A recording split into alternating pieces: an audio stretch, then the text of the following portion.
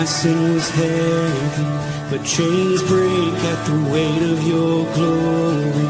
I needed shelter, I was an orphan. Now you call me a citizen. When I was broken, you were my healing. Now your love is the air that I'm breathing. I have a future, my eyes are open, 'cause when you call my name, I ran out of that grave, out of the darkness, into your glorious day. You called my name, and I ran out of that grave, out of the darkness, into your glorious day.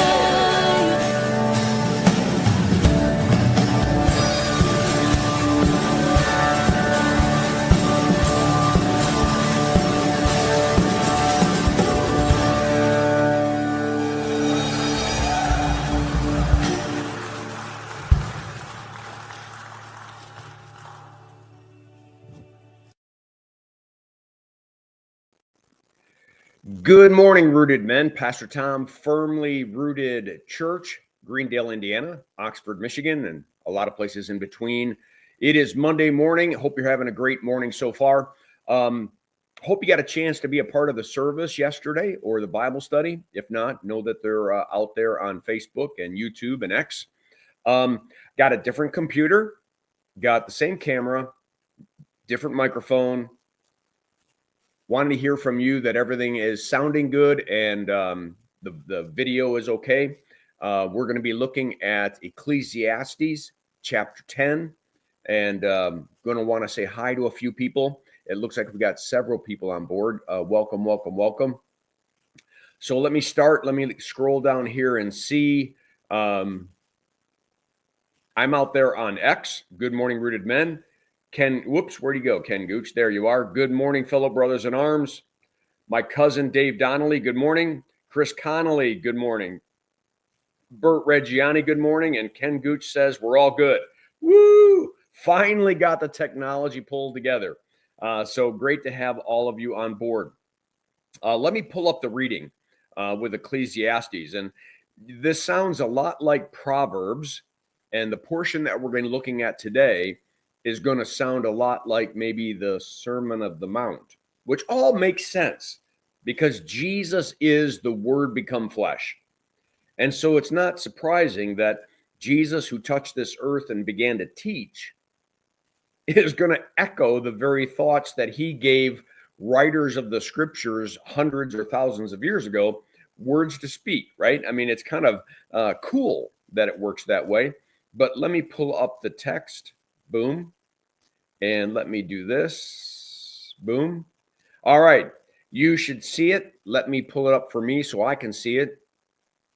He who digs a pit will fall into it, and a serpent will bite him who breaks through a wall.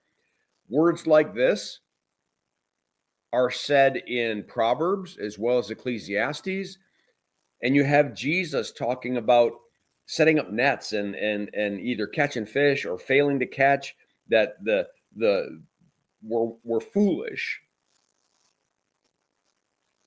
to be digging a pit. The one who digs a pit is going to fall into it. And a serpent will bite him who breaks through a wall, right? Because they're nested in there, right? And so those who break through a wall to try to steal, to try to do something evil, are going to get bit. He who quarries stone is hurt by them, and he who splits logs is endangered by them. He begins to talk about the fact that there are simply certain tasks that bring about a risk. If the iron is blunt and one does not sharpen the edge, he must use more strength. Obvious, isn't it? It is just so obvious. He's been talking about work. He's been talking about putting our our nose to the grindstone and focusing on just getting things done in life. And he's beginning to tell us that even in our labors, there's risk. In all that we do, there's risk. He talks about how a fool, in order to try to gain something, might rob someone, and he's going to get bit. It's eventually going to come around. Judgment will come around. But I love this reference. I am not a tool person. My dad was not a tool person. He never fixed a car. I rarely saw him fix anything in the house. Taught me all sorts of things about athletics, but not to fix anything. And then I watch people in my life who like just have all the know-how and they have all the right tools. If the iron is blunt and one does not sharpen the edge, he must use more strength.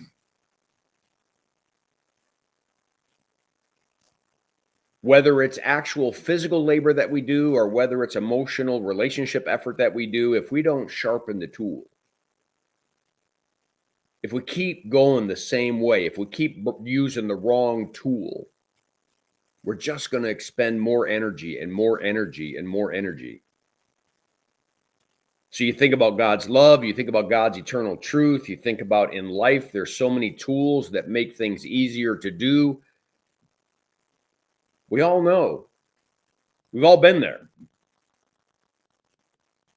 I've had my son-in-law work on the car and watch him pull the right tool out and I'm going, oh my gosh, I wouldn't have thought of that. I don't have that tool.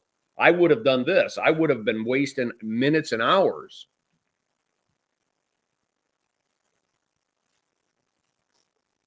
What if there are some corollary to our spiritual lives?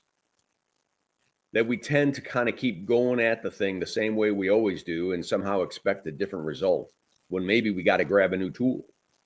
Or maybe we have to sharpen the tool, sharpen the truth, sharpen the wisdom.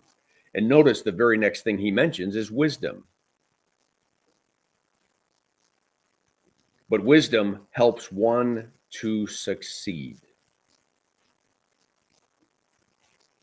Every single day, going at something the same way you always do doesn't mean that you'll eventually break through. You just might get broken. Whether that's a relationship, whatever that might be. But wisdom allows us to back up and say to myself, I'm living out the definition of insanity. I keep doing the same thing, expecting a different result. Hey, maybe I should try something different. Maybe I should step into something different, step into that relationship different, stop thinking the things I'm thinking in my head and think something different. Wisdom helps us to succeed. And I think this is the last verse I have. Let me check. I think I have to verse 11. Yep. If the serpent bites before it is charmed, there is no advantage to the charmer. So obvious. So obvious. But my question is, does sometimes the charmer get so confident that he thinks he can dance with the devil and not get bit?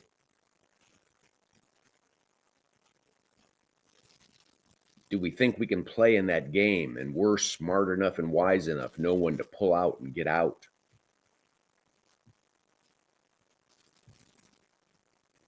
How about we just don't play the game in the first place?